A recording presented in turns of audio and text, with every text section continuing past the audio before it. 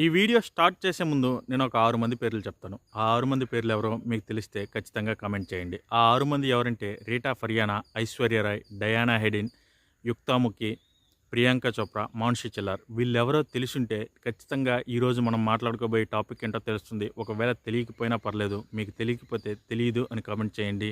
నేను మున్ముందు వీడియోలో వీళ్ళ గురించి ఖచ్చితంగా వివరిస్తాను. సో మనం మాట్లాడుకోబోయే టాపిక్ వచ్చేసరికి miss world. So welcome to Chandu talks. ఈరోజు చందు టాక్స్లో మనం మాట్లాడుకోబోయే టాపిక్ ఆల్రెడీ చెప్పేశాను, మిస్ వరల్డ్ అని. సో మిస్ వరల్డ్ ఆర్గనైజేషన్ 1951లో స్టార్ట్ అయింది. దీన్ని స్టార్ట్ చేసింది వచ్చేసరికి ఎర్లిక్ మోర్లే. దీన్ని మొదటి కాంపిటీషన్ వచ్చేసరికి లండన్లో జరిగింది. ఈ లండన్లో జరిగిన మొదటి కాంపిటీషన్లో విన్ అయింది వచ్చేసరికి జమైకాకి చెందిన కికీ హాక్సన్ అనే ఆవిడ. కికీ హాక్సన్ ప్రత్యేకత ఏంటంటే ఇప్పటి వరకు 24 సంవత్సరంలో అంటే 24 సంవత్సరాల వయసు కలిగిన ఏకైక మహిళగా ఈ అవార్డు పొందింది కికీ హాక్సన్. సో ఆవిడే అతిపెద్ద వయస్కురాలు ఈ కాంపిటీషన్లో విన్ అయిన వాళ్ళు. సో అతిపెద్ద వయస్కురాలతో పాటు అతి చిన్న వయస్కురాల గురించి కూడా మనం మాట్లాడుకోవాలి. ఆవిడే వెనిజులాకు చెందిన ఇరిక్ సోర్కిస్. సో ఈవిడ వచ్చేసరికి 1997లో ఈ అవార్డుని గెలుపొందారనే చెప్పాలి. అలాగే ఇందాక నేను చెప్పిన 6 మంది భారత సంతతి పేర్లు మీకు గుర్తే ఉంటాయి. వాళ్ళు రీటా ఫరియానా, ఐశ్వర్య రాయ్, డయానా హెడిన్, అలాగే యుక్తాముఖి, ప్రియాంక చోప్రా, మాన్షి చిల్లార్. వీళ్ళు మిస్ వరల్డ్ కాంపిటీషన్ విన్న భారత సంతతి బిడ్డలు. అంటే భారతదేశం తరపు నుంచి పోటీ చేసి విన్ అయ్యారనే చెప్పాలి.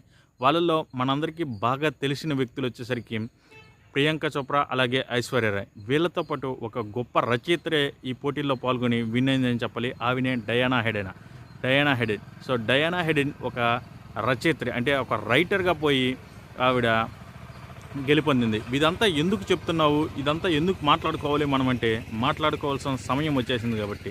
ఇది మాట్లాడుకోవడానికి మెయిన్ కారణం 72nd ఎడిషన్ మన హైదరాబాద్లో జరుగుతుంది. మే 7th నుంచి మే 31st వరకు జరుగుతున్న ఈ ప్రపంచ సుందరీమణుల పోటీల వేడుకలో ఆతిథ్యం వహిస్తుంది మన హైదరాబాద్ మాత్రమే.